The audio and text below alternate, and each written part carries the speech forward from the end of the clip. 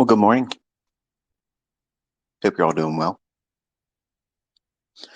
So we're back at it again with another ICT Twitter space, Shotgun Saturday.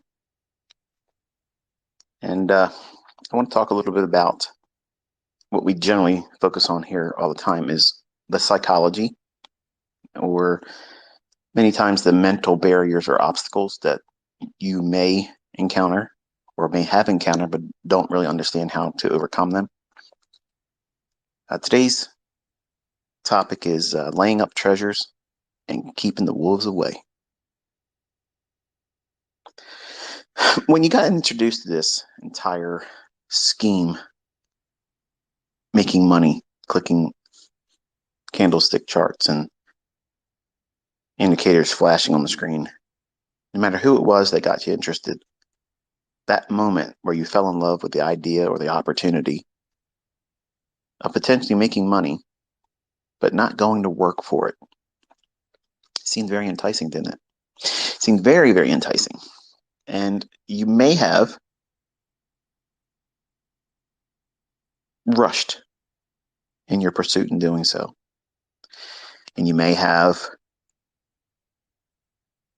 suffered from enticement from influencers, maybe even me. Now, I've done a great deal to try to keep you focused on the things that matter most, but you don't have to have all the materialistic things that come with. You hear that? That's my wife running. She was promising me an uninterrupted hour, and she just ran back into the house, forgot her keys. These are one of those moments where I really, really, really wish it was a recorded thing, because it irks me that it's in there, and that little click, click, click is Bailey running around to try to see where she's at. But when we get involved with this industry, I want to say it like this: when I got into it, I looked at it as a way of retiring early, not getting rich.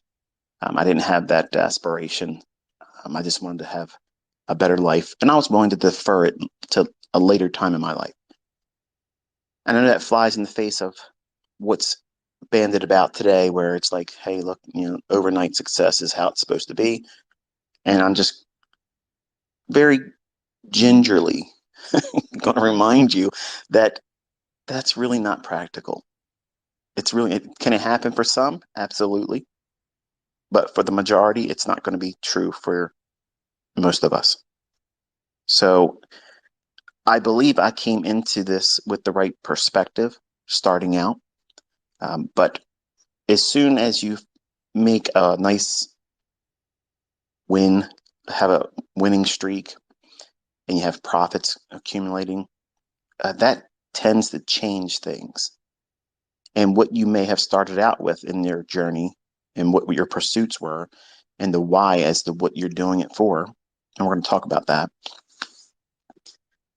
it'll change. It'll morph into things that you may not have really were inspired by in the beginning. It may even fly in the face of who you are as a person or used to be.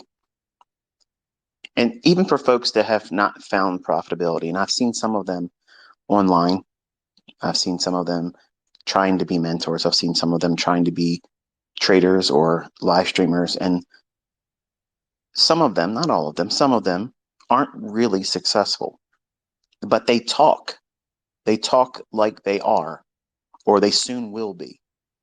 And there's nothing wrong with being positive, but there also is a limitation in terms of presenting it in a capacity that you are something that you aren't. Because what that will do is it'll create this expectation in yourself that when you actually do try to trade, and when you try to do things and take on risk, which is the primary discussion point today, you'll be afraid. You'll be afraid to take the trades because you've talked a good game. You've talked outwardly in the presence of others. But when it comes time to push the button, when it comes time to manage that risk, to manage your emotions, to navigate the psychological storm. That real money, real trading on the hard right edge of the chart brings with it. So it's the quiet ones. It's the quiet ones that do all their talking in their journals, where no one else is seen, that they cheerlead themselves. They don't beat their chest. They don't brag. They don't do any of those types of things.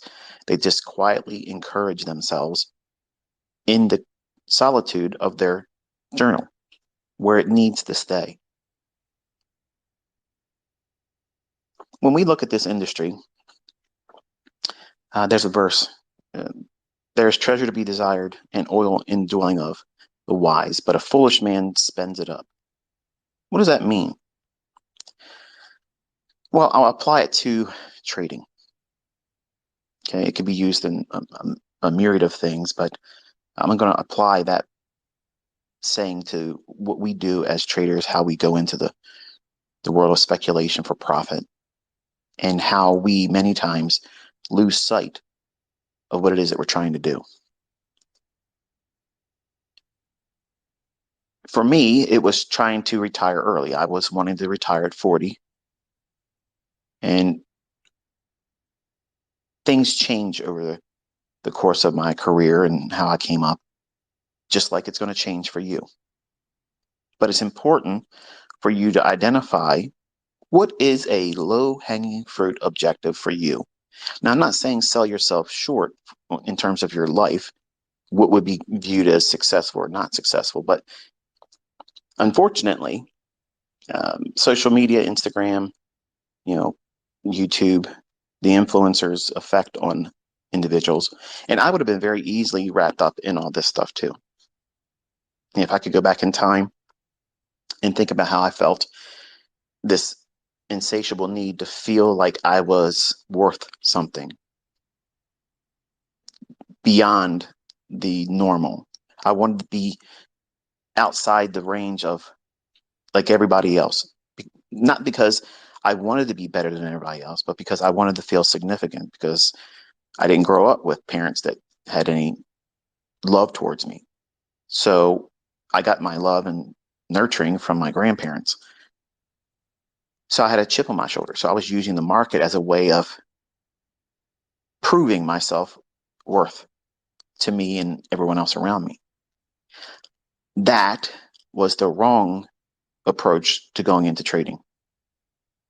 I wanted to win back my ex-wife. I wanted to do things to have other people look at me and want to be me.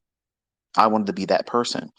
And if we had social media back in my time, if it happened to be like it is today, where we have Instagram and Facebook and Twitter and all these things that are available to distract us and fill our minds up with foolishness and self-worship and idol worship of other people. That's why I don't like it when you guys call me things like a king or a goat and stuff like that. I don't like that.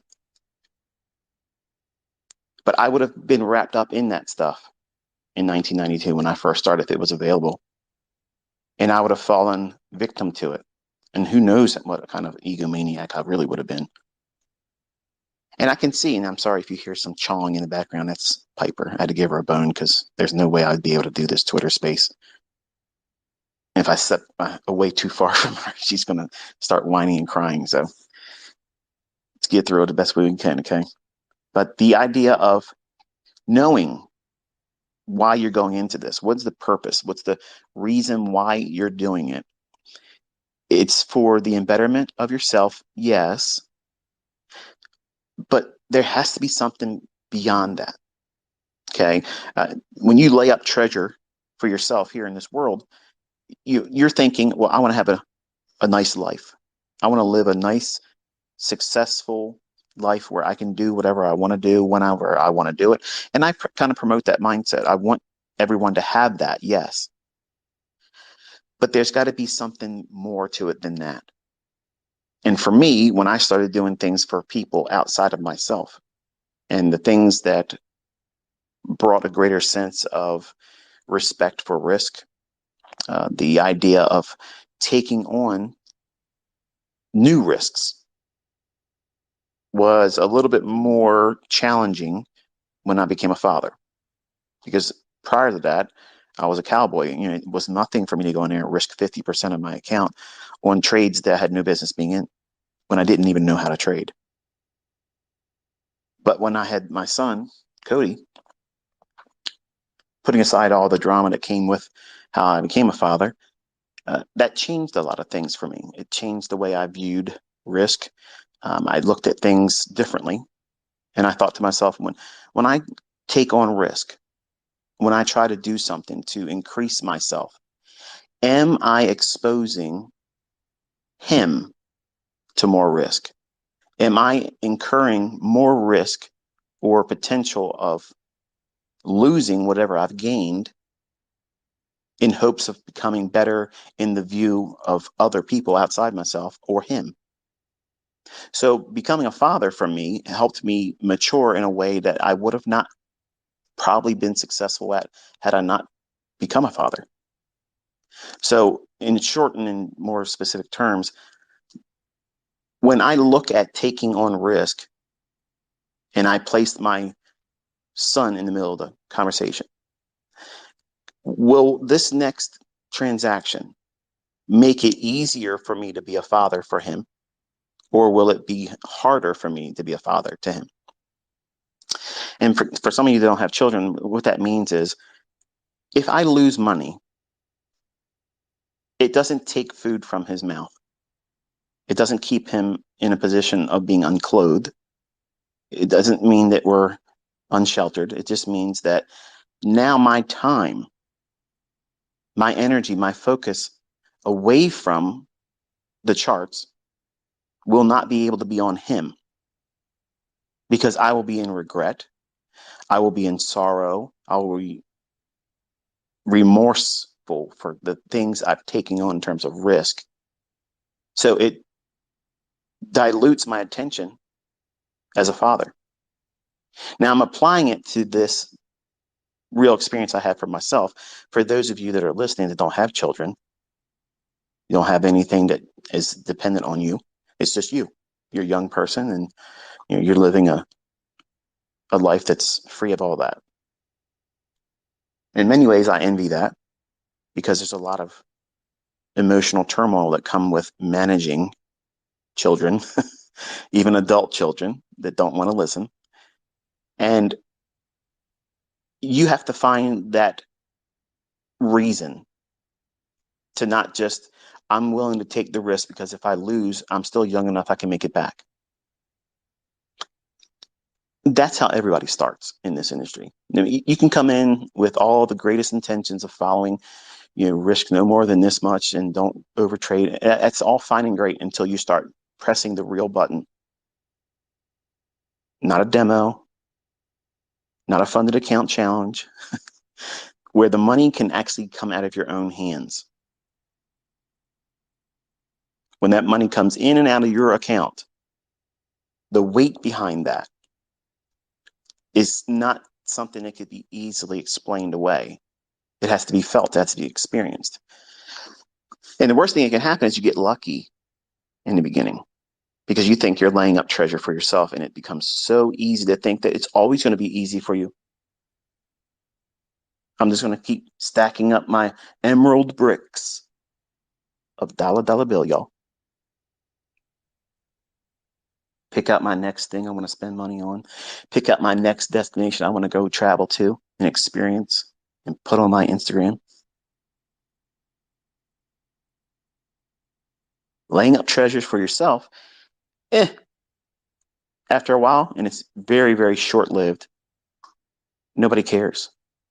At some point, no matter how profitable you are, at some point you're going to reach that level where, yeah, I make money. Yeah, I'm doing well, but how many cars can I buy?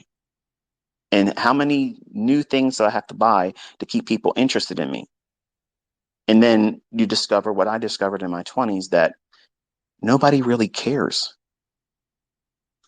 They don't really care about you when you do that. They're living vicariously through your decisions and what you show. And they think to themselves, because they're spending time chasing and pursuing you because you're doing that, they're Their concern is not about you. The concern that they had about me on America Online was not generally about me, but I wanted to believe it was. And the people that do this, they want to be looked up to. They want to be worshiped. They want to be idolized. Those things carry you only so far. And at some point, no matter how good you are, it stops satisfying. And when it stops satisfying you and you no longer get that, well, return on your investment, and you start seeing the diminishing returns. No matter what you do, no matter what you try to do over the top, spending money, showing this and showing that, it won't bring you any satisfaction. It won't really entice any of your followers or people that look up to you, and you'll become bored in their eyes, or boring rather, and you will become bored by what it is that you're doing. And the long and short of it is that's all the wrong things. You're laying up treasures for yourself here. That's Piper. Hold on one second. I'm sorry. It's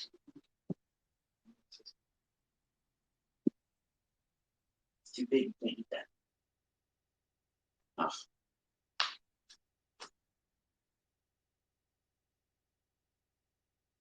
See that? AI doesn't have a puppy to take care of. A lot of people still think I was an AI. I'm a real guy.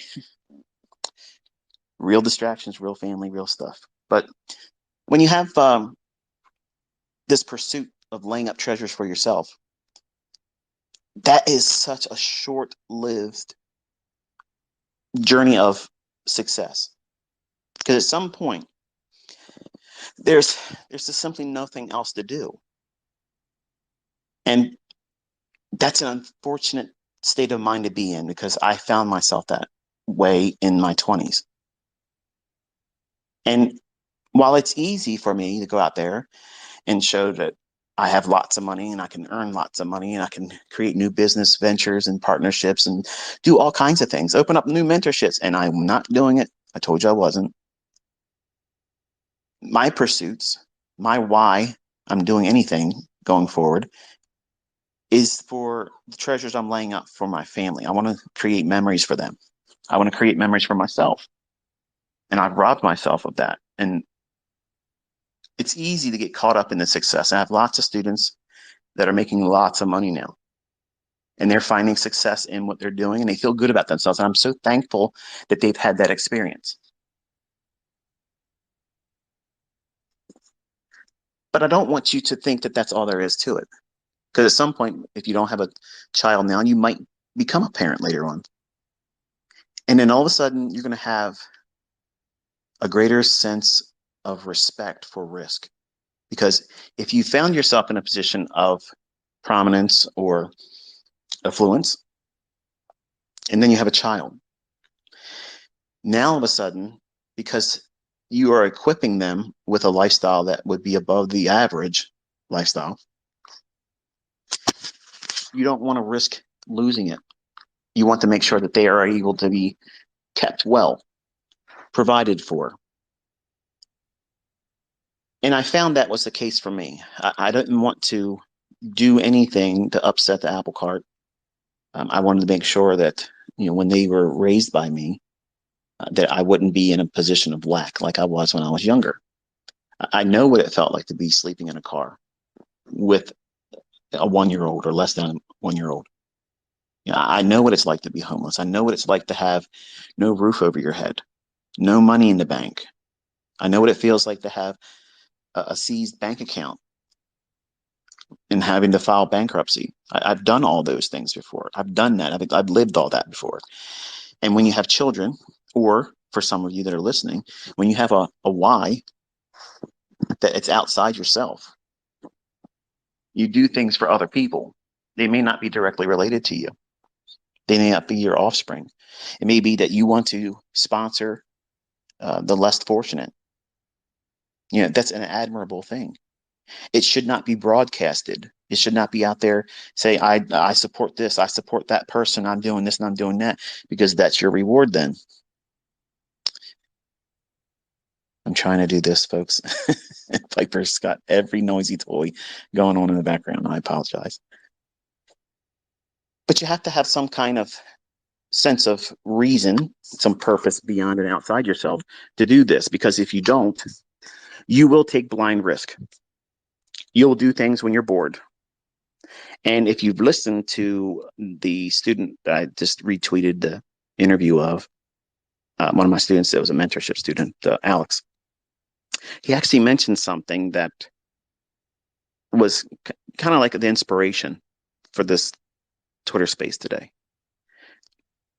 If you listen to him, before I get into it, I want to correct him real quick.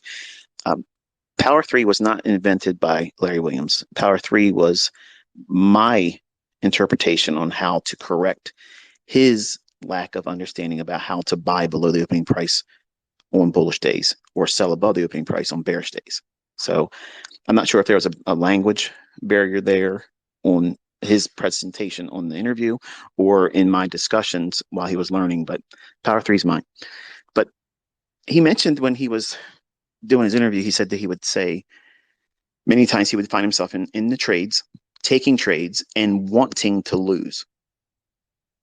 Now, I'm sure when I heard that, I was thinking right away that there's going to be people, trolls, many of them, would love to pounce on something like that.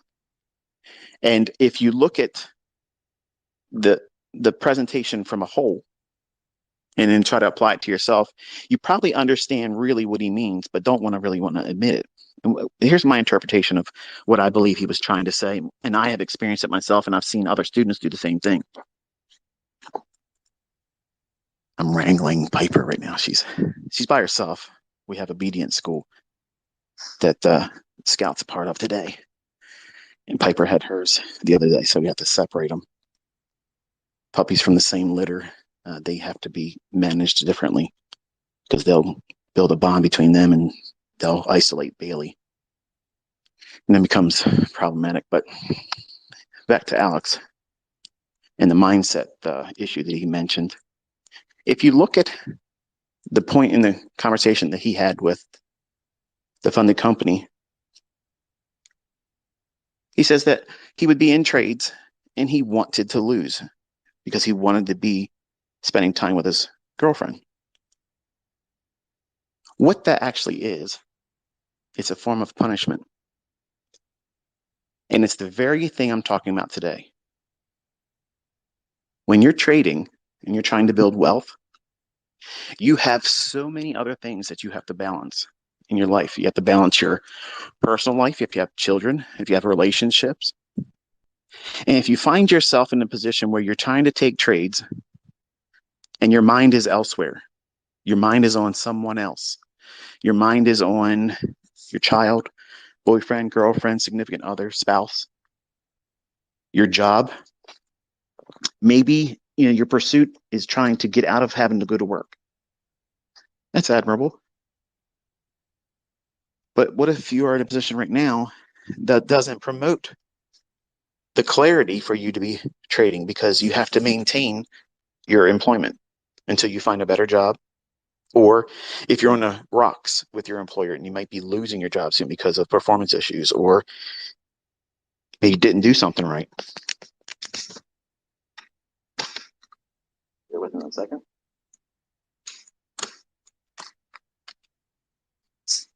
We're going to hear a little bit of nature now. I got to give her some running room. But the idea of these distractions, like you're seeing me have to encounter and manage while I'm doing this live presentation. Yeah, it takes a great deal of focus to trade. And for me, most of you, I'm easily distracted. I have short-term attention span, and I wrestle with a lot of things.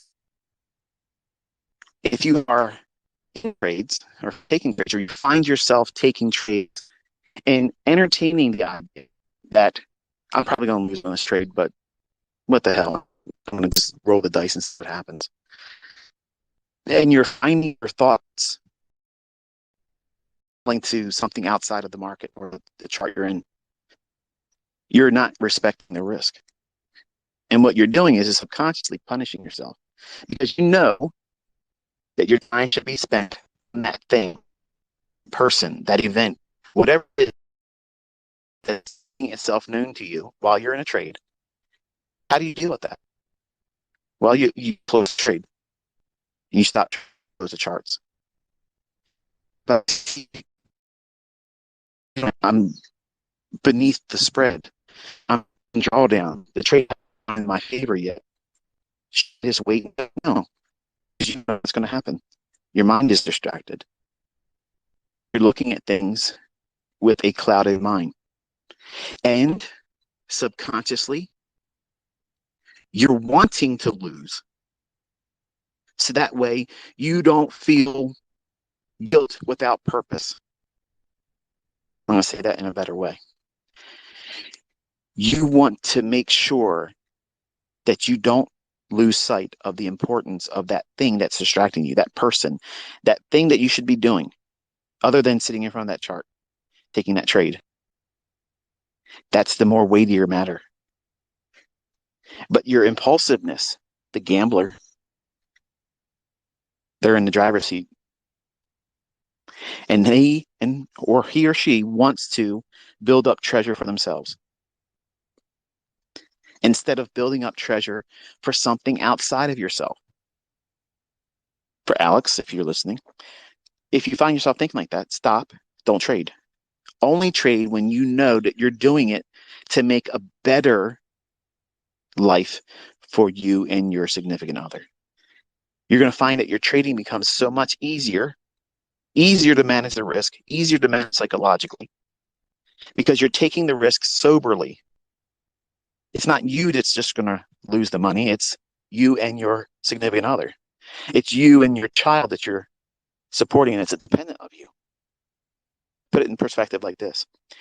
If you had a 1-year-old child, just learned how to walk, there's this little, they don't know anything. They don't know their left from their right. Would you encourage them to go out there and run around in traffic? Of course not. It seems like an extreme, right? But essentially, that's what you're doing. Many times as a trader, you're encouraging bad habits because you're not focused. You're trading for all the wrong reasons. And you're trying to store up treasure, laying up treasure just for yourself, where if I lose it, it's not a big deal. If I lose this account, if I blow this money, if I fail my funded account challenge, if I lose my funded account, I'll just reset it. That is a piss poor approach to mindset. That is absolutely the worst mindset that you can adopt or start forging. You have to be diligent about risk at all times, and you have to elevate the risk respect of that risk to a degree that will prevent you from trading impulsively. Otherwise, the wolves come in. What's a wolf? Trying to keep up with the Joneses. That's an expression we say here in the States. What that means is someone has something in terms of a track record. They've done something monetarily. They bought something. They went somewhere. You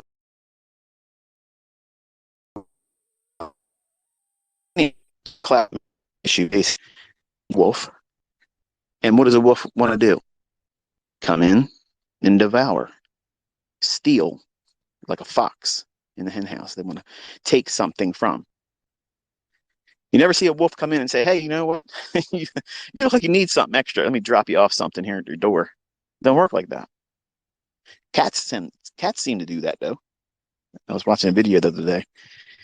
So this cat kept bringing its master whatever it found, either dead or caught. I've never seen that with any dogs. Maybe they do it too, but I digress. But a wolf, you got to keep them at bay.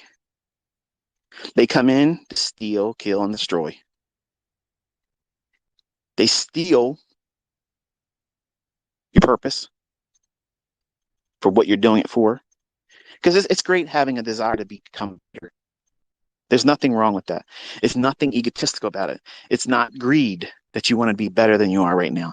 It's not greed that you want to have more than you have right now. That is not greed. Greed is having more than enough and not appreciating it. That's greed. A wolf is fearful. That's a fearful thing. If you were in a woods and you saw a large wolf in front of you, I don't care who you are, whether you had a firearm on your side or not, that scared the shit out of you. If it's gnarling its teeth at you and it's ready to jump on you, okay, you're going to respect that risk. And that's what happens when you start doing things outside yourself. And that's what you need to be prepared to deal with, that level of risk and managing it.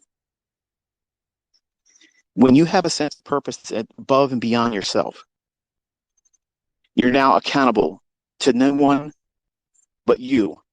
It's easy to manage the risk, but when you're accountable for yourself and something or someone else, there has to be a greater appreciation for risk. If you don't manage that risk appropriately and you do all the wrong things, try to get a trade to feel better. You aren't spending the time you're supposed to be spending with your family, but your impulsiveness, the gambler's in the driver's seat, and you're in front of those charts. I've been there. I have done damage that I cannot replace on an emotional level with my own kids, with my wife, that I can't replace that time with. And when I talk to you about these things, and these asshats are in my comment section saying he's railing about stuff about his family, nobody cares about that. You're a broke ass person that's never going to be anybody. You're never going to amount to shit. But you're going to leave comments from somebody that's already lived it and has learned the lessons painfully. So that way you, a broke ass that won't listen to good sound reason logic, to keep yourself from making the same mistakes that I have. That's a wolf. These people out here that try to give you financial advice and they're fucking broke. They're broke. They're working still, and they're going to tell you how to manage wealth. They're not wealthy themselves. They have no idea how to become wealthy. Not having even made it that threshold yet. That's a wolf. You got to keep them at bay. Keep them at bay. See, a wolf, they only think about themselves. I'm not thinking about myself. I'm not thinking about myself right now. I'm talking to you, strangers that I'm not going to shake the hand of. We're not going to share a meal together. We're not going to be at a pub having a drink somewhere. But I know my voice carries far now. And some of you may listen to other people say things about what it is I teach, and you might be discouraged or maybe even doubt things. Well, you're seeing a live account.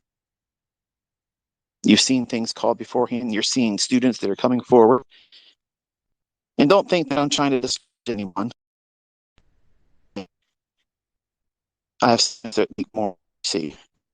Saying that because it's more impressive for me as the mentor to see those individuals that could very, very easily humble everybody else out there right now. We're talking tenfold more than what you've seen. And these folks are living their life quiet, appreciative, and not trying to stir up anything. Because that's not why they got into it. They didn't get into this to feel significant. They had a greater purpose of what it is that they were trying to do. Their why for doing it is in and of itself outside themselves. What's a better parent? Someone that's willing to take risks, fly by the seat of their pants, maybe even do things at their job that might get them fired while they have a family to take care of. Or someone that shows up, does what they're supposed to do, and takes no additional risks and does everything with the purpose in mind to provide and maintain the livelihood of their self and their family. Clearly, it's the second. But the second is not attractive right now. That's not logical to anybody right now. That's boring. That's not exceptional. But in fact, it is exceptional. Because most of the things you see online is fake. It's an illusion. You're only seeing that fleeting moment where they did something right. And the lack of consistency, longevity, there's no evidence of that. But you'll buy into the image of it all. If I was a wolf, really a wolf, I could fleece all of you and you'd pay me whatever I want. And I would feed you just enough to keep you going. And I can get way more richer than I already am. It's not my purpose. I'm spending my Saturday pacing around my pool in my pajamas still, walking around in slips and a wife beater, hair uncombed. I ain't brushed my teeth yet, just had breakfast. And I'm spending my time demonetized with you, coaching you, counseling you, encouraging you not to lay up treasure just for yourself. You have to have something outside yourself for the reasons why you're doing it. And if you do that, it becomes a lot easier. You would think, oh no, it's harder to be a parent. I loved it when I was a single parent. I loved it because you know what it did? It forced me to be responsible when I wasn't really responsible. I think if you would have asked me before I had a son if I was responsible, I would then at the time say yes, but knowing what I know now about myself and really what I was doing at 51 years old, I really wasn't responsible. I was reckless. I was doing everything with wild abandonment, just pursuing some greater experience than I had the last time. And when I lost my wife, I wanted to be a womanizer because I felt that, I needed to do that to make myself feel better and to prove to everybody and other women that I'm worth being with. When the things I was doing was not something a woman would want to be with. I was not monogamous. I jumped around, slept in beds, and slept with married women. That's nothing to be proud of. I'm not bragging. I'm telling you, some of you put me on a pedestal. I'm not a saint. I've made bad choices as a human being. I've made terrible decisions and choices in my personal life. And I'm talking to you because money will cloud your vision and you won't see the mistakes you're about to make. These things carry deeper scar tissue than losing money in a trade. I promise you, you have no idea the sense of remorse and regret that holds deep grips on me that I've done to myself that were self-inflicted because I didn't know any better. No one sat down with me and told me this is what you should have done, this is what you shouldn't have done. I was reacting emotionally and impulsively, thinking that I needed to do that to replace the pain I was going through, the lack of self-respect or self-worth that I had when I was a younger person. But you don't hear that now. When I'm talking, everybody says I'm arrogant. Everybody says I'm overconfident. Everybody says I'm a prick. That's because I've learned lessons that enable me to have this mindset. I'm not afraid. I know I can go out there and make money. I can touch anything and make it gold. But because I can doesn't mean that I should go out there and flaunt it in front of everybody. And you shouldn't either.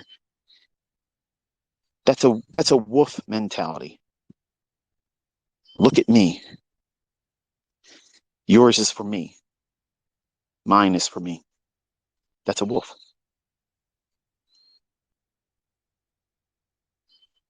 When you look at a lion,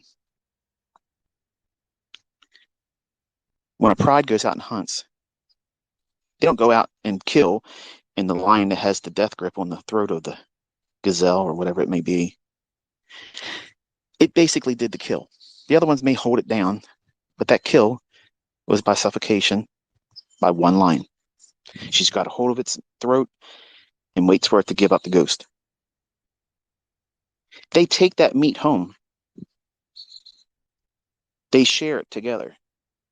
So they take on the risks of going after that prey, not for a single purpose of feeding their one single belly, but that purpose is the same mindset that you should have as a trader. You have to have something outside yourself you're responsible for. I promise you, if you are not doing that, you can tell me, you can show me statements, you can show me certificates where you got funded, you can show me payouts, but I'm going to tell you in the quiet, in the moments where you're by yourself, You're shitting bricks. You're in trades you know damn well you shouldn't have been in, hoping that it pans out in your favor. You're doing so many resets that the public doesn't even know about. That's the real you. And you're getting caught up in the idea of showing an illusion. Here's what I did. Look at me. When you just take a step back and say, what have I been doing right now? Up to this point, what have I been doing? Have I been doing things that are for the betterment of something outside of myself? Am I leaving something behind? For me, generational wealth is important, more so now than it's ever been, because my children aren't equipped yet to be able to manage the difficulty that the mental aspects of trading bring with it. They have amazing weapons at their disposal, but they have also young minds that are very, very impulsive, just like yours, just like mine was. Think about it. When you join the military, Air Force, okay, do they just let anybody just sign up and go in there? Hey, jump in this Raptor, fly it around, do whatever you want to do, try it out, take it a spin. No, of course not. Why? Why wouldn't they want to do that? Because it's worth a lot of money, and they can hurt themselves and other people in collateral damage. So there has to be some growing that's required and maturity. And I'm hoping that my children will grow into a greater appreciation for what it is that's available to them. But just because they have the ability to have enigma, recklessness, over trading, trying to be in there before it happens, trying to predict the setup, not take the setup. So there's a difference. We can anticipate a setup, but you're predicting, oh yeah, this by the time I enter, then there really will be a reason in there. You know what that feels like. You've been doing it for months, blowing accounts, trying to do it. Because you're taking on risk in and of yourself. The why that you're doing it is just you. And while you lie to yourself and say, I'm comfortable. If I lose the account, it's no big deal. That is a piss poor mentality. Every single account, every single transaction must carry with it a great respect for risk. Because what you're doing is no different than someone that goes to Las Vegas with their life savings and pisses it away. Flies back home and wishes they never had the idea of going out there in the first place. Because they got lucky one other time. They went with their life savings this time. They put it all online and said, hey, I'm going to take the gamble. I'm going to take that bet. I'm going all in. And then the flop doesn't work out for you. And everything you put up is gone. You can only do that so many times, folks. With the skill set that's not quite there yet, it's easy to quit. It's easy to quit when it's like that. And you deny yourself opportunities that are before you. There is treasure to be desired. And you can take this and turn it into something beyond your wildest dreams. Or you can destroy everything with impulsiveness. Doing things that you shouldn't have done. Thinking about things you shouldn't have been thinking about. Worrying about emotions that have no basis for being in the process of what it is you're trying to do.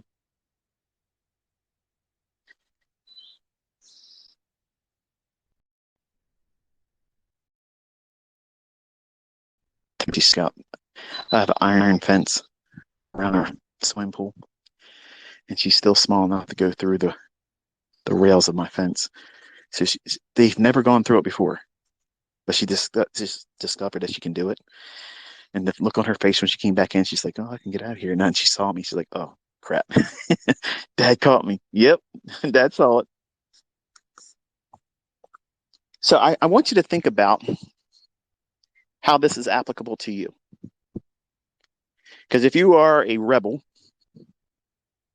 if you are a cowboy gunslinger out there that, hey, I'm going to gunsling with the best of them, and I'm the best now until the best shows up in front of you. And if it comes on your back, oh, whatever. It was fun. I'm living my life pedal to the metal, full bore, never slowing down. You might want to take some inventory and change some things because this game is won by the long game, not the short game. Take a step back for a second. Step out of yourself. Present this entire industry right now as it is as a TV show. What do you see? Get rich quick. All you have to do is pay the reset. It's not your money you're losing. But the fuck it ain't. It is your money that you're spending on those resets and can't get funded or can't hold on to the fund account once you get it. So that bullshit is absolute money. What are you doing? Are you being a good steward with that money? How could you possibly expect to be rewarded with more when you can't even manage the little that you work with right now? And you think something magical is going to happen when you get funded? Something magical is going to happen if someone laid down a large sum of money and said, hey, we don't know much about you, but here, manage this for us. That's pipe dreams. I don't sell that here. I talk to you in a manner where I want you to take stock in it. Think about what it means to you. What does it mean for you to have a greater sense of risk when you have the perspective outside yourself, not just, oh, if I lose money, it's no big deal. But if you lose money and you have someone that you're depending or that is dependent on you, that is entirely something altogether different. See, trading after you read a book, watch some ICT videos, and go to this person's workshop or whatnot, you have the inspiration, but you don't have the mindset. Mindset has to be forged. You know how here's how you get the mindset. Through losing your ass. That has to happen. That has to happen. Every success story, every single one of them has had a ass that has been chapped. They've learned something. They looked at it from a different perspective after losing. And some of you think that you're going to just walk through here, waltzing through, like everybody's going to part ways, let the man go through, and adversity isn't going to lay a hand on you. Drawdown ain't going to visit your house. Losing trades, that's a foreign language. We don't speak that around here.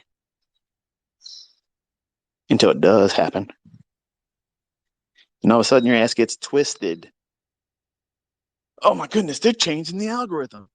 What the hell is this? This candle was supposed to be a fair value gap. They didn't respect it. Look at this. This was supposed to be buy side liquidity. They ran it. Now it should go the other way. And it just kept going up. Hello. Welcome to the real game.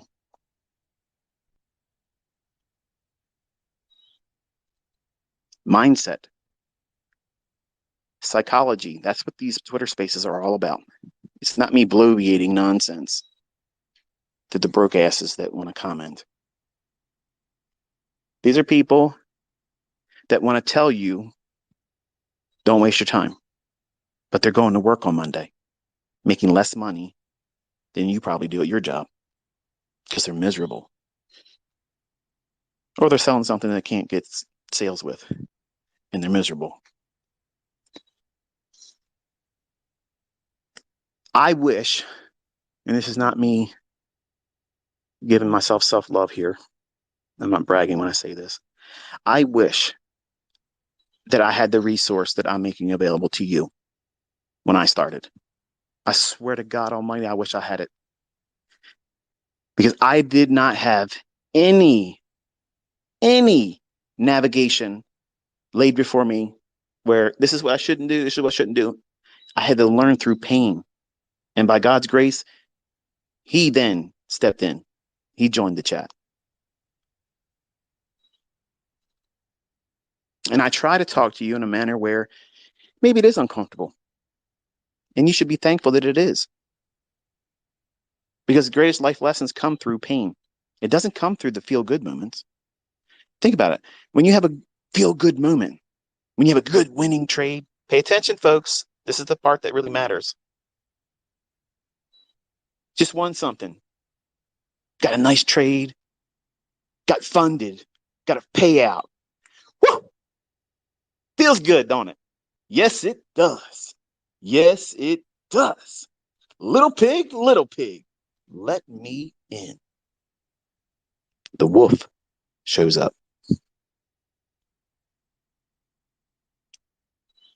You forget about how good it felt to do that and what you did to earn it. And you got to run. You got to run. You get to that next opportunity. You need to get inside of another house. You got to move. It's moving day. The wolf's on your ass. We got to move. My brother, he's got a better house than me. I'm going to trade what he's trading.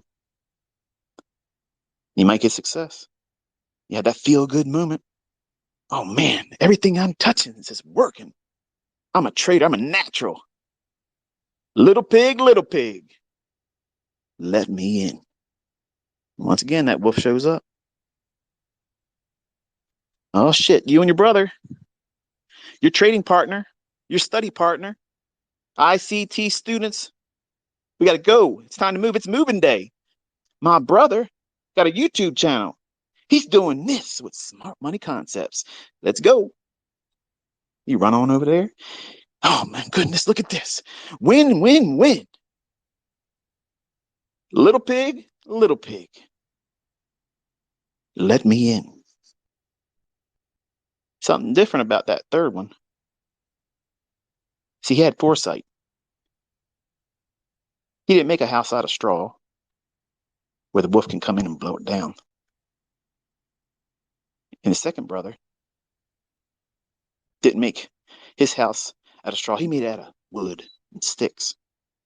A little bit more sturdy, a little bit more rhyme and reason in his trading plan. One more PD array. But still not quite enough. They had to run to Big Brother's house. Good old IC fucking T. His house is made out of brick. And the wolf can't come and blow that bitch down. Keep on knocking, motherfucker, because you ain't getting in. In my house, we all eat, and we're not eating. What's This space was downloaded via spacesdown.com. Visit to download your spaces today. different? Experience, foresight, preparation. Majority of you want to get out there and you want to build a house of straw. That means I want to get funded and get a payout because that's the visibility that you have. That's all you have right now. Give me shelter from the storm. Might get wet still, but it's better than being outdoors. Outdoors is working for a living. The 9 to 5 rat race. Everybody wants to get out of that. I don't give a shit how much money you make. Some of you have a little bit broader perspective, but not quite as far as it should be. It should be with a great deal of preparation for adversities. So you might say, okay, you might be that second little pig where you see other people out there rushing to get paid out. You heard some Twitter spaces like this in the past by me, and well, it's going to be something different about the way I do it. I'm going to look past that. I want to get to the point where I can buy a fancy car. Because it's not just a payout then. I have a goal. I'm going to go out and get myself a Lamborghini. Going to get myself a McLaren lease.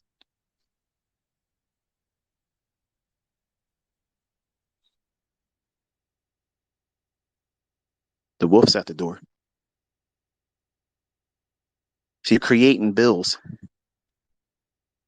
without the trust in knowing that the providence and safeguarded income that is absolutely available to someone that has a well-written, well-generated trading plan and money management strategy and has already made preparations for adversities. That's the person that went through the full year with no real trading. That's the person that did all the back testing, finding their own model, learning what it is that's going to cause them to be reckless. And they're building their house with brick because they know there's wolves out there. They know that the rain's coming and storm will beat against that wall and beat against that roof. And they want to make sure they have a sound structure around them, a mindset that is at peace, not trading impulsively because they want, they want, you want. I used to be a wolf. Now I don't eat lamb and I don't eat pork. I want you to do well. I want you to thrive. I want you to succeed. I want you to have everything that your heart's desire. But I don't want you to lose sight of the costs that's going to be associated with it. And never lose sight with the adversity that are looming out there that you think that you're going to be the exception to. It isn't going to touch you. It isn't going to happen to you. When you build your trading plan and you risk the amount of money that allows for imperfection, even when you see yourself doing well in the future, do not take exaggerated risk. And the easiest way that you can start forging that mindset now is having some measure of accountability that is outside you. It doesn't mean go to your spouse who doesn't support you right now, that thinks what you're doing is foolishness. Can you imagine? I mean, my wife sees the fruits of all this stuff. And still, I can tell you with great honesty, if I told her back then, hey, this is what I'm going to do, and I'm starting out, because I was doing this already before I met her, she would have shot down everything, and it would have pissed me off. I probably would have got rid of her. She's very, very opinionated, and that would have affected me mentally. So God's perfect timing, he brought us together after I was already established. Some of you might be looking at the idea of this presentation thinking, it sounds like nursery rhymes and bullshit. Yep, it went right over your head. You ain't going to be successful. You want the secret weapons, but you don't want the user's manual. You want to go out there and blow your fucking heads off, messing around, trying to be Wyatt Earp, and don't want to understand how to do it safely. What keeps you in the game long enough to get what it is that you're seeking after? See, that third pig built a house of brick with a good, strong foundation. And I teach with that mindset. I want you to learn properly. Can I go out there and throw some Mickey Mouse shit together just to sell some coursework and make some fast money? Absolutely. Absolutely. But I also know human nature. 99% of you are going to be in a rush. You're not going to follow rules. Even my own private mentorship students, I'll lay down some instructions on them. Very plain. And it's amazing how many of them ignore the plain text of do this, don't do that, or you're disqualified. And they don't listen. And they've been with me for years. They actually paid me. Is it me mentoring them poorly, or is it them themselves not following instructions? It's them themselves not following instructions. So if I'm going to do this, if I'm going to mentor, if I'm going to teach, I'm going to pour myself into it. And I'm going to do it exactly how it needs to be done. I'm not out here trying to get the, well, approval from any of you. I live this. And you're seeing students that are courage enough to go out there and make themselves known and the fruits thereof. I could say, hey, look, all my students that are profitable, since you have respect for me, you know, answer all those people out there that have things bad to say about me and what is it you spent time and money learning. Go out there and show them what for. I'm not a weak little minded bitch. I don't need that. And they don't need to do it. But some people are just built differently. They just want to go out and do it because, like me when I was younger, I have a chip on my shoulder. I need to prove self worth because you don't know what it feels like to be a child that your own parents don't want nothing to do with. And one of them had to threaten the other one's life just to make sure that you were born. That's some heavy shit when you put it on you. So I spent my life building something in me to make my parents understand that that shit didn't stop me. I didn't grow from the same vine they did. I cut myself off. I planted myself here. And all of you are my fruit. I'm living for all of you. What am I getting paid right now? There's dozens of people out there I'm doing right now you're listening to. And they're going to put it on their YouTube channel and they're going to monetize it. And folks, if you're doing that, I don't care. Pay your bills. I don't care. But I'm not monetizing it. I could. These are all things I could be putting on my YouTube channel. And yes, I might drop some F words once in a while, but as long as it's not happening in the first 30 seconds, they won't demonetize it. I do this for a reason. I want you to understand that I'm investing my time. I'm investing the wisdom that I gained over hardships in the hopes that you'll appreciate the fact that I could be doing something else on my fucking Saturday mornings. I could be doing something else besides this, where I'm not getting paid to do this. Not getting chump change from YouTube, $25,000, $28,000 a month. You already saw I can do that in a week. Real money.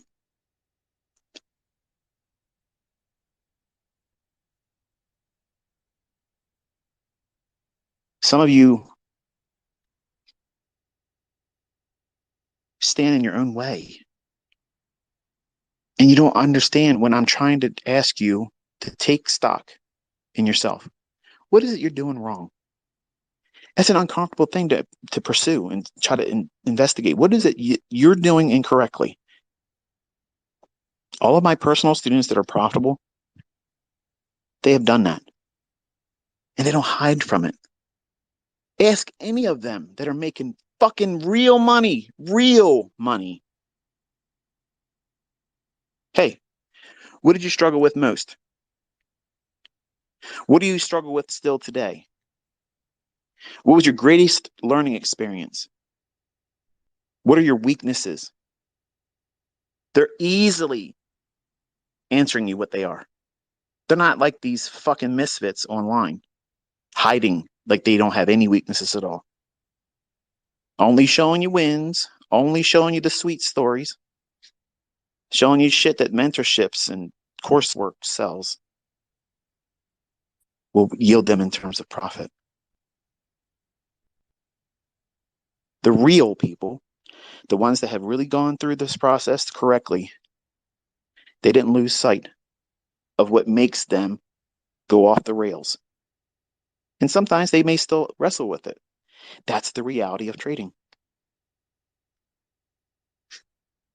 Think about it. If you strung all together all these Twitter spaces I've done since I started doing them, and let's just say I was writing a book, and it was everything I said in these Twitter spaces, but composed inside of a textbook. What not to do as a trader and how to think correctly. That's a brilliant title. Nobody's buying that fucking book. Nobody's buying that book. Not one person's going to buy that book.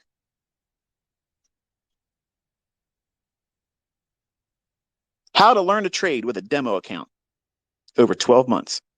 Nobody's buying that fucking course. Nobody's buying that book. Nobody's watching that playlist.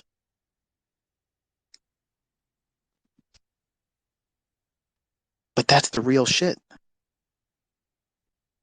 Everybody that sits in and listens to these Twitter spaces, you have exactly what's required because you want to know how to think. You want to know what's going to derail you. You want to be counseled. You want to be encouraged. I'm not showing you a chart. We're not even talking about the open, high, low, and close. We're not referring to any specific setup here. We're talking about what's going to be the definitive ground bottom of the road. This is down to the brass tacks, down to the chrome. What's the success or failure in you? You. It's always you. And some of you aren't equipped to accept that fact. You think it's going to be, well, it's going to be convenient for me to blame ICT because he doesn't trade with live funds. Whoop, something's wrong with that fucking excuse now, isn't it? It's going to be real convenient to be able to blame this market today. Well, I told you don't trade this day. Oops. It's going to be real convenient for some of you to say, yeah, I tried to trade that ICT bullshit. I watched a couple videos. To be honest, it was probably 3 of them. Never took any notes, but this guy talks too much. He's full of shit. So that's the reason why it don't work. Well, that's you, buddy. Half-ass Allen ain't going to make it in here. Half-ass Allen is not going to make it in this industry. You have to pour yourself into it. And you have to have a greater purpose in mind that is not limited to just you. When you're accountable to more than just you, you're going to trade differently. You're going to think about that risk differently. You're not going to say, fuck it, man. It's 15 contracts if I blow the account. It's just a reset. Shit, it's easy. They're doing discounts now. Let's just go at it. What's the worst that could happen? The worst that could happen is you're creating this mindset that, well, I don't have to be all that diligent about what it is I'm doing. I can roll the dice like I'm at the casino. And if I get lucky and have a lottery win, look how cool it's going to be if I show my payout on this big exorbitant amount of money that wasn't acquired by skill. Listen, folks, people win the lottery all the time. There was no mental acrobats that require of them to be able to do that. They foolishly spent their fucking money on this dumb shit, and the chances of that happening were so next to nothing, but yet it happened for them. And I knew a person. His name's Butch. Stop it. Piper's going after me. Get off me, girl. Go on now. Stop. It's one of these high dollar slips. I don't want them all tore up. Hear that? Materialism. Stop it, girl. This guy was a block layer, laid brick. And he probably had about 3 teeth in his whole head. Bald. Drove around with a trash bag duct taped over his passenger side window for years. Never replaced it. Had a young girl working at a laundromat in Middle River, little blonde hair girl. She was the attendant. And obviously he's too old for her, and he's probably dirty old man mentality.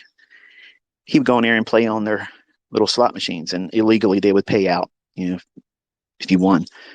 That happens a lot in the bars and stuff around here still today. But they got to trust the clientele that's being paid out. And he was one that they could trust that if he did it, he'd get paid out. You're not making much. In fact, he's probably spending more money than he was actually getting out of doing it. Long story short, he went up and said, I want to get a scratch off.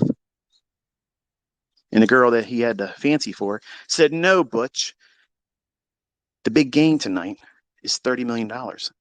And took his dollar bill. Instead of buying the scratch off, this young lady processed the fucking winning ticket. And he cussed her. And the very next day, he's on the shoulders of Max Waite, which was his boss, carried around on the news. He's $30 million rich. What the fuck?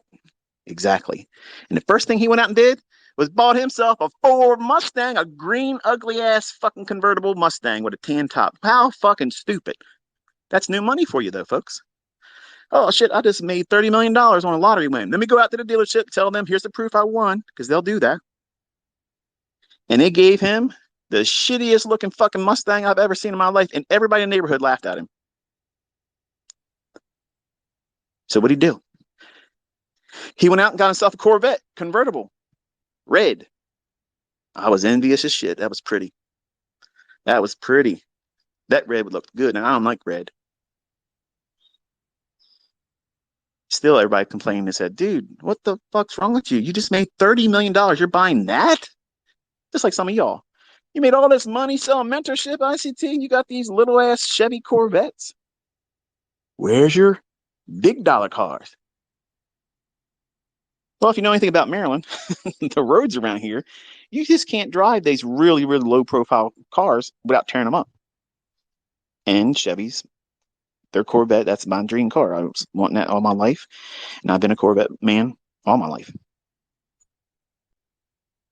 So he trades his Corvette in and gets himself an orange burst Lamborghini.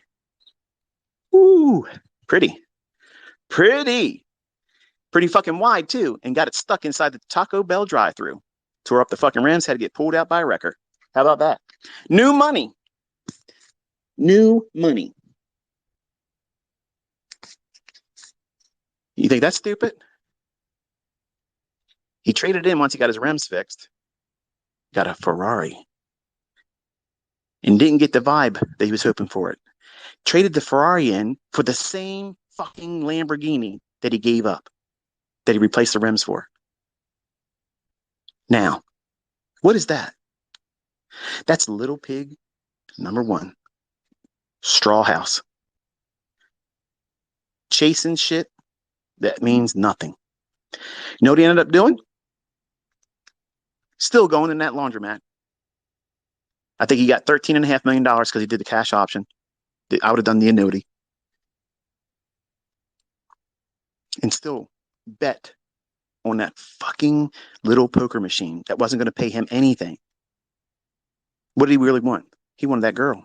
And you know what? He got her. Took her to Atlantic City. They stayed up there a couple times. And not to be crude, but he hit it and quit it. I've seen her in recent years. She's a mess. And he's been to Atlantic City. He's been to the local casinos here. And you're probably saying, what the hell does this got to do with anything? This is what some of you are thinking like. And if you get these big payouts, you're going to act just like this guy. He spent and wasted millions of dollars in casinos trying to get more.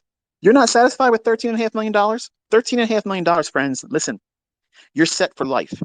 You're done. You're done. If you manage it appropriately, your family can live off of that once you're gone. I'm not aware where he's at today because we're talking about something about 10, 12 years ago. Actually, you know what? My son Caleb is. No, we're talking about something 24 years ago. Man, good grief. Time really flew. I don't know where he's at today. I don't know if he has any money left or not, but he's chasing that moment, that feel good moment. And that's what I was talking about earlier. Thought I lost track, didn't he? No. When you have a win, when you have these success stories, they're fleeting moments. They only last momentarily and they're gone. They're gone. And you have to go out and try to get something else, something new, some new candy to share with your friends. But you got to keep the bigger piece for yourself because greed. But you want everybody in the neighborhood to say, wow, look at Tommy's bike. Shit. I wish I had a bike like that. Wow, look at him, man. He's dressed out. Look at his drip. Shit. His kicks are awesome. I'm going to get a pair of them. I don't care what I got to sell on Hawk. I'm going to get that. That watch. Look at that watch. Wow, he spent that much. Man, if I had a watch like that, people would really respect me. Let me tell you something, folks. I have watches that cost more than anybody that's an influencer in YouTube finance for Forex or futures. I have watches that cost more than their fucking houses, okay? I don't need to show you that. Who gives a shit about that? They're not good investments. When the shit goes upside down, that watch is going to do nothing for me. Nothing. My Corvettes aren't going to do shit for me. The money in the bank ain't going to do nothing for me.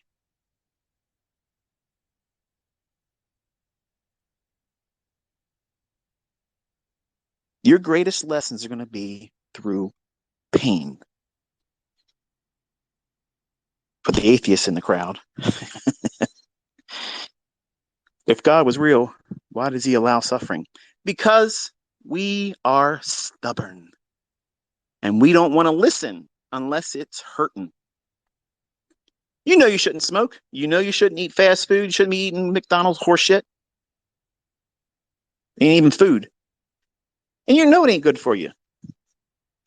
You sit down in front of a physician, they'll tell you you shouldn't eat that stuff. It's bad for you. Yeah, I know, doc, but in moderation. Moderation to you is every fucking other day. Then all of a sudden, fast forward, you got bad health. You're overweight, cholesterol off the charts, blood clots, everything. You got everything wrong with you. Now all of a sudden, now because you got chest pains, now because you can't walk across the floor a little bit before you're winded, now you want to listen to the doctor's advice. Good doctor, please give me the good news. Give me some good news. I need to feel good. If you listen to that physician and somehow turn your health around, what are you going to remember most? You stuff in your face with that poison, calling it food and convenience? Or are you going to remember this doctor saved my life and caused me to make a change in my lifestyle? Pain. Pain.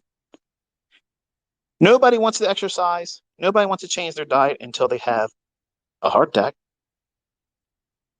Nobody wants to do things differently. I'll stop drinking and driving if I ever get in an accident. Something bad happens. Some of you just need that kind of drama before you pay attention or think about potential risks. But are you going to drive your car drunk with your kid in your car? Are you going to willfully go out and get yourself in a position where you can get drunk, knowing that you're going to drive your own child around with you? If you're sane, you would never make that decision. But if you're by yourself, you don't have any accountability to anyone. You're going to do what many people do. They get out and get inebriated, self-medicating themselves because they hate their life. They've made their choices in life and they're too lazy to change.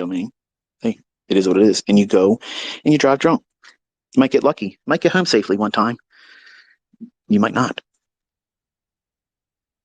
I have family members that are gone now because of drunk drivers. But those life choices have painful consequences, and they are the most impactful learning experiences. You never learn anything by wins. You never learn anything by the sweet, sweet savor of profit. It's always taught in drawdown. It's always learned in loss. That's why suffering is permitted. Spare the rod, spoil the child. Your best learning comes from getting your finger burnt when you touch that pot. Your parent told you, don't touch that, it's hot. What's that mean? Oh, yeah, now you know. Now you know. Welcome to fuck around and find out. Population increased by 1. That's the reason why suffering exists. And you should not be hateful or spiteful when you have losing trades because there are opportunities for you to improve. You're in drawdown. I counseled someone that sent a tweet. I'm so disgusted with myself. I lost 50% of my account in the last few days trying to do something, this and that and the other thing. Well, what's the rule around here? We don't piss and moan. Pissing and moaning are for failures. You want to be a failure? Do that. because all your attention, your energy, and time is being devoted to something that's not going to yield any fruit to you at all except for rot.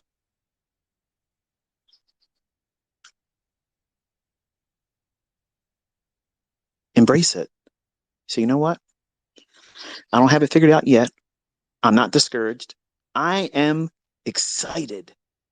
I'm excited how I'm going to take these piles of shit that I just simply wait around and let them calcify and become hard, and I'll use them like a fucking stepping stone, and I'm going up. I'm not going to struggle. I'm not going to wait around in this shit. I'm going to just sit still, and that shit will harden up. Then step on top of it, just like cement. It'll carry you to a higher plateau. You can always buy new fucking shoes later on when you can afford it. Right now, it is what it is. Everything is temporary, folks. Everything. And success, if you allow it to be, it too can be temporary. You don't want temporary success. You want to have a life experience where you have so many milestones that you can look back on and say, at the time when I was walking into this and it was happening to me and I was feeling the pain and the struggle, I felt like it was the end. I had to quit. But something inside me said, you know what? This is a learning opportunity. It's just like a bad day at work. You still got bills to fucking pay. Suck it up, buttercup. You got somebody that's depending on you. You don't have a child? Okay. You do. It's your future self. Are you trading with your future self in mind? Because you probably aren't. You're recklessly gambling. You're trying to do Mickey Mouse shit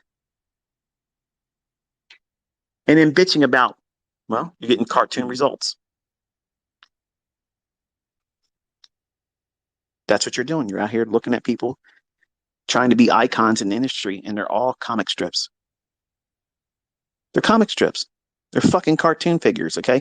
These people have no wisdom. They have no experience in being successful long term, but they're going to be your source. You're going to draw from them like a well, and the water's tainted. They're lying to you. They're giving you piss poor advice, and they're giving you the image routine, hoping that that'll distract you long enough so you can keep them getting paid. I want to see what you all do. I want to see how you live, whose lives you impact, what you do with it once you're there. I enjoy doing this, but I have the latter part of my life to sit back and observe what my students do with this. How do you live your life? Do you live your life like an asshole? Are you a pillar in the global community where you're not trying to be all about you? Are you making an investment in other people's lives? Are you impacting other people's lives in a positive way? That's why I'm doing this. I know all the things I have in this world is bountiful. I'm blessed. I'm absolutely blessed, Father. I'm so thankful that you favored me undeservingly. I did not deserve any of these things. I did not deserve to be chosen to have this understanding. And many times I fall on my face as an advocate for him because I don't have the ability to control myself sometimes.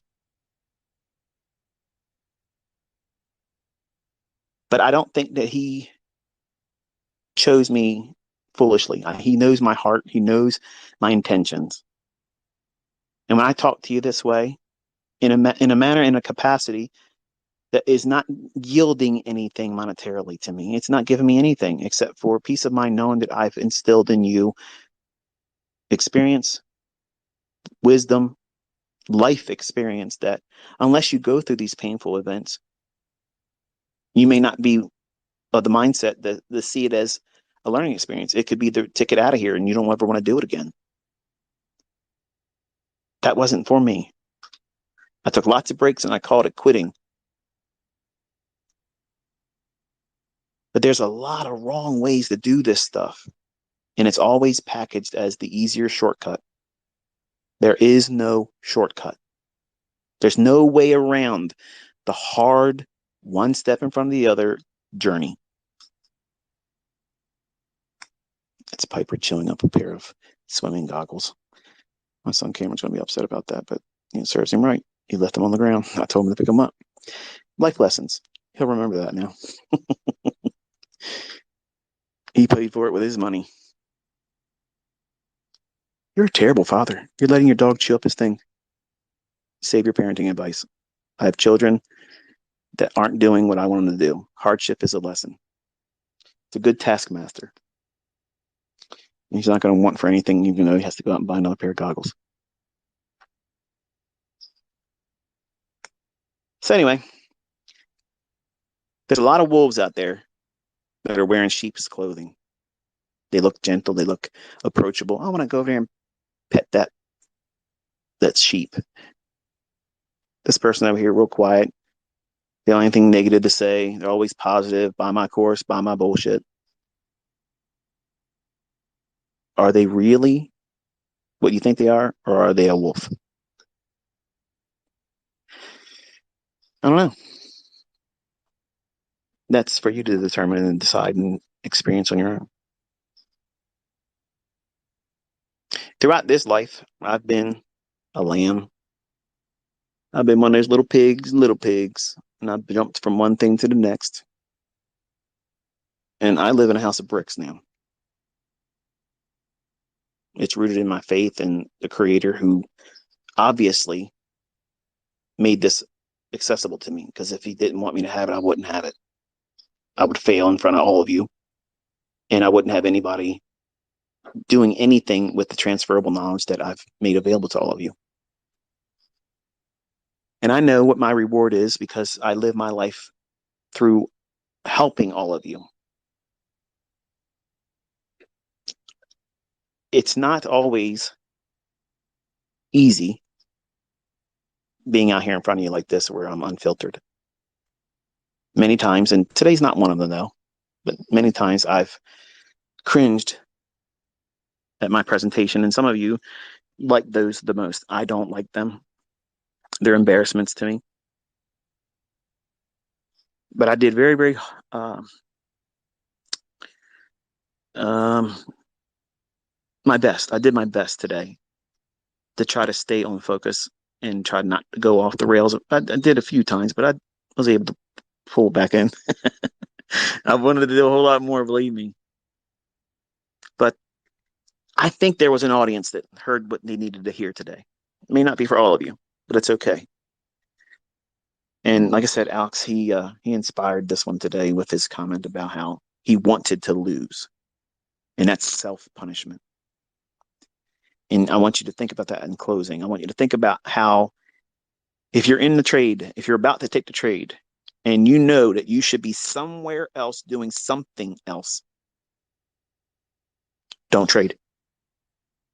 Because your mind is not going to be on following price action. You're not going to be following the institutional order flow. You're not going to be checking continuously if the signatures are supporting your trade idea. You're going to be thinking about, I wish I'd have done this. I better take care of this. As soon as this trade's done, I'm going to go do that very thing. But right now I got this to worry about. And then all of a sudden your subconscious rises up and says, you know what? You need to learn some humility today. And you allow it. You invite it. And you encourage it. Knowing at that very moment that you know that you have lost the plot, you know that that trade is next to 100% going against you. It's not going to pan out. But what do? You stay with it. You stay with it. You're applying the mindset that you should subscribe to when you are following your rules and your model. You're applying it there. See how the miswiring in your head is? It's self-inflicted. You need to elevate the purpose behind why you're trading a specific model that you trust, that you've seen the fruits of it by back testing. Does it really exist? Some of you don't believe it. You just hear me say it. And if I say it, then it must be the truth. And I'd always challenge all of you, don't believe what I say. Go into the charts and see it for yourself. Because once you see it, no one, not anyone, is going to be able to convince you otherwise. And that is strength. That's not just confidence, that is strength. That's power. You can tap into that anytime. No one can strip that away from you. No one can take it from you. No one can rewrite it. They can't discount it. They can't replace it with some other Mickey Mouse horse shit, indicator based horse shit that doesn't make any fucking money long term. Gimmicks. We don't have them here.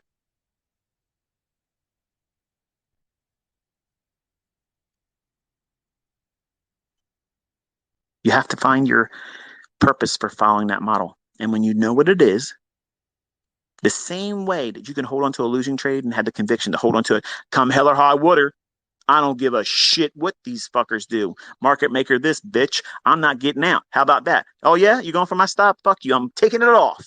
I'm going to show you. Well done. Well done. 35% drawdown. Well done. Nobody could have done better than you. Man, look at that. No one's doing it like you. Yeah. What happens if you really listen? What happens if you really, really listen and you put some measure of accountability on yourself? Now, I'm not talking about stressing yourself out. I'm talking about real accountability where you're doing things for the purpose of not only in bettering yourself, but something outside yourself. It could be a relative, it could be a spouse, it could be a relationship, girlfriend, boyfriend, could be a niece or nephew. My one niece, she's in a foster home, and it's my wife's sister who had way too many children for all the wrong reasons and doesn't have any of them now. She lost custody of all of them.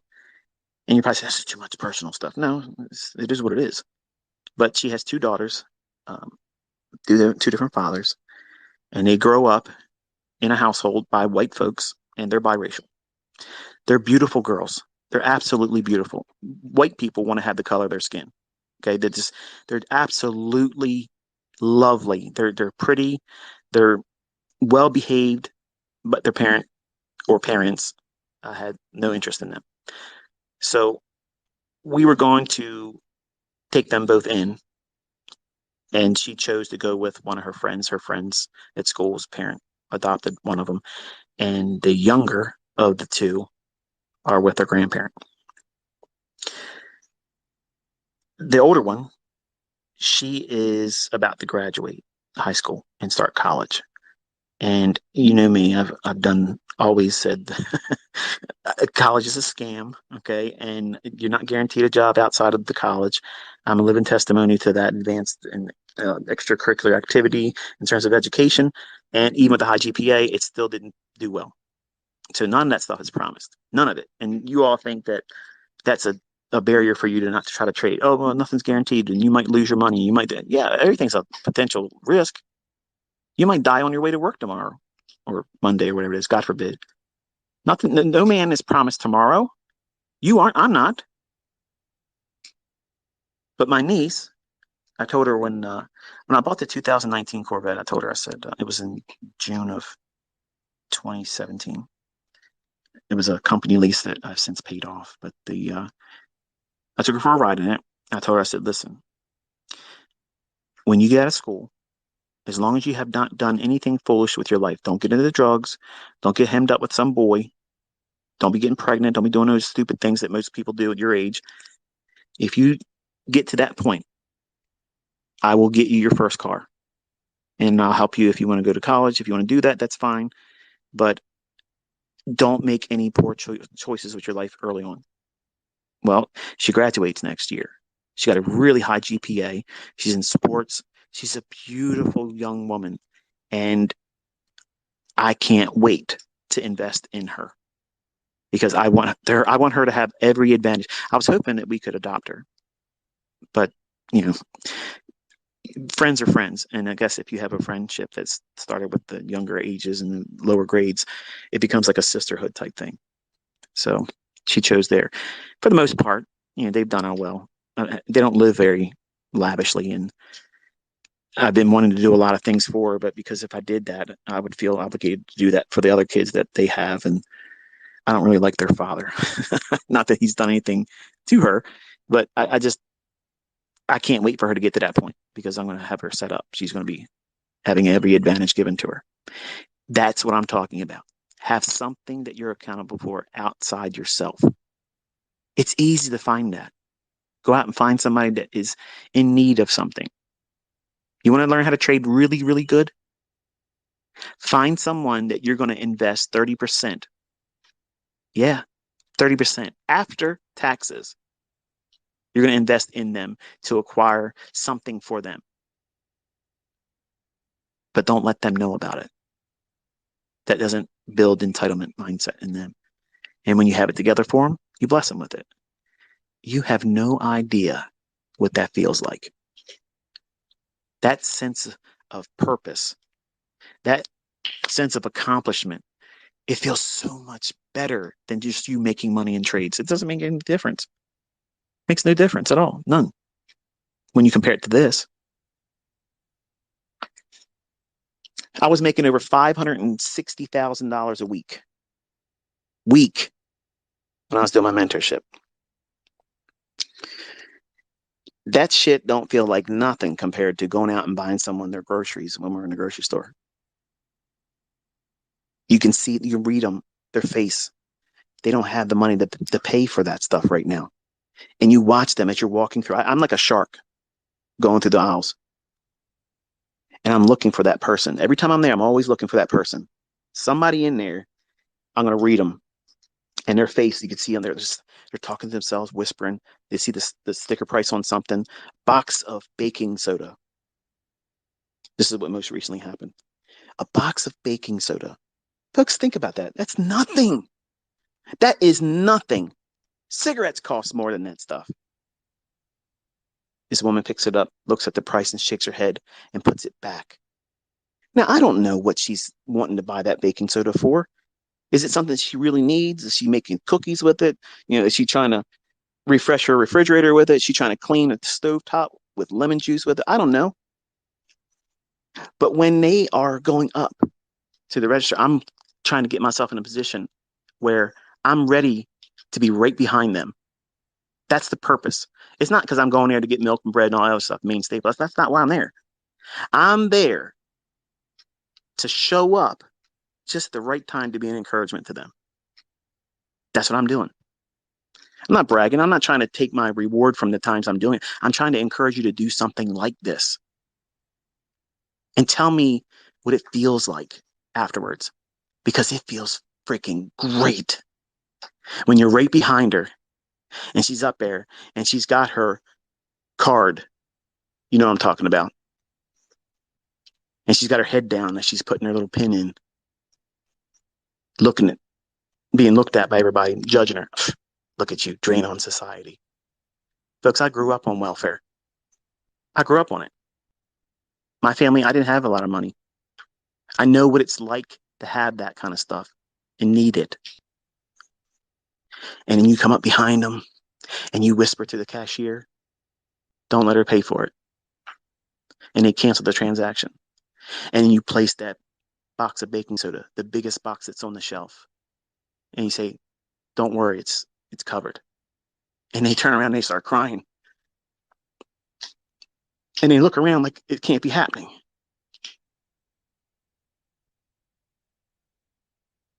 If you trade, if you try to succeed to make more for yourself, that's all it'll ever be. And you'll never be satisfied. No amount of money is. But even the smallest insignificant amount of money that you help someone with at a time when they don't even expect it ever to happen, and you walk into their life right at that moment, you're like an angel to them. You don't think that the Father's going to give you a reward for that? Everything I have down here is nothing It's nothing. It's all loss compared to what I'm trying to get later on when I'm not in this flesh. If you do conduct your life like this and you try to reach other people's hearts, encourage them, I'm not saying turn them into traitors. I didn't say, hey, look, go to my YouTube channel. That didn't happen. But these people are at their wits' end. They can't make ends meet. What is she doing without that day? What is she trying to put off? Oh, I don't need that so and so. I can afford it right now. And when they grab a hold of you and they squeeze you and thank you, they don't know who you are, but they're so thankful that you stepped in their life at that very moment. Let me tell you something. That, that right there, you tap into that and you want to be successful for things like that, there is no limit. There is no fear because you're going to trade differently. You're going to think about things differently because it's not your money. It's not your money then. You'll be a better steward with it. You'll live a purpose driven life. And those moments, those last forever. Those moments, she's going to go home. She's going to tell her husband, hey, you ain't going to believe this. You're not going to believe this. I saw how much baking soda was. I couldn't believe it. I couldn't justify spending that much on it. I put it back on the shelf. And this guy comes out of nowhere, pays for the groceries I have in here, and puts a bigger box of baking soda up there and says, it's covered. I would love to be a fly on the wall in that conversation. I would love to be a part of that moment where they share that testimony. And the Lord empowered you, me, whoever else that does these types of things gets all the glory. You're spending it wisely.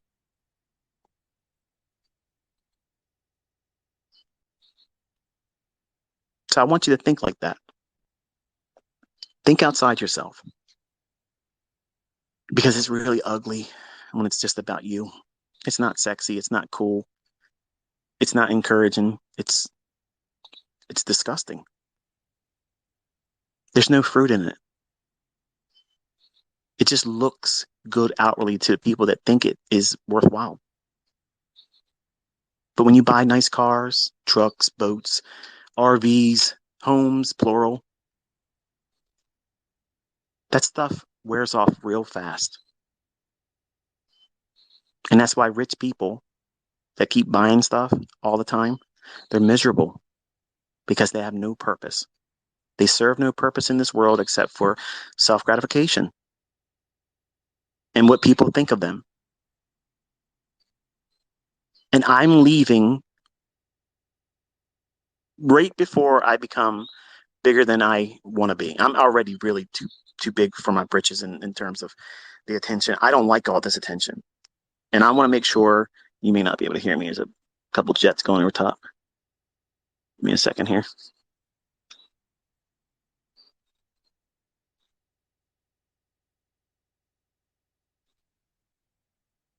Someone's going somewhere in style. I'll be on the wings that's given to me by the Lord. I'm not going up here no more. But lost my train of thought. Yeah, I want to leave before it gets any bigger than it is. Too many people talk about me, even the supportive perspectives, and I just don't want to be that. I don't want to be that. And hopefully, in November, you will all have received what you were wanting to receive from me. And most of you that don't think that you did receive it are the ones that's going to have to go back through the content, the notes that you've taken if you've done so, and do a lot of self reflection because that's what's holding you back. It's not for a lack of trying on my part. It's not for a lack of providing the content. I did not hide it from you. I've laid it out here for you. I've proven it to you. I've shown you with live account. I've shown you with executions, both demo. I've talked about it before it happened. You've seen it. You've handled it now. You don't need any further evidence to go into further investigation for yourself to be able to apply it. But you're going to have to allow yourself the time and give yourself permission to not be able to pick it up right away because that's normal. It's going to feel complicated for the lazy folks.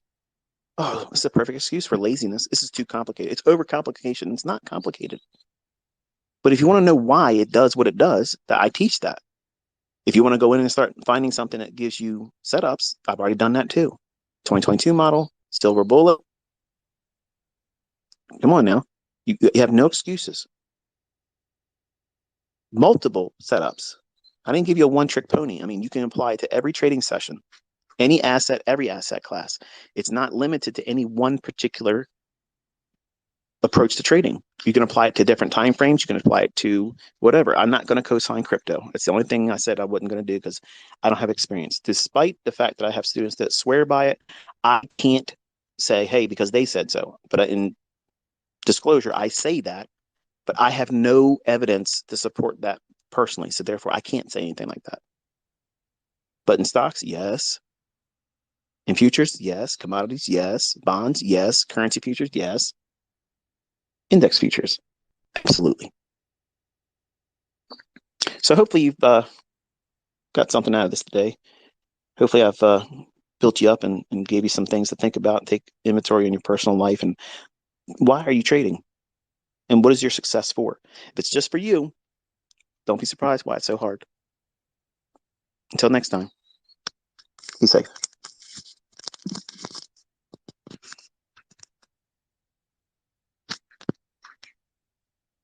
This space was downloaded via spacesdown.com. Visit to download your spaces today.